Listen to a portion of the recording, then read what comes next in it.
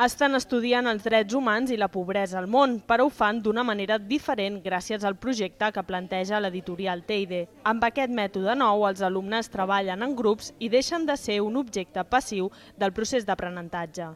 Són projectes que inclouen les assignatures de forma globalitzada, on els alumnes viuen experiències educatives, les viuen perquè vivint-les aconsegueixen un aprenentatge profund. Aquest mètode s'utilitza durant un terç de la jornada lectiva.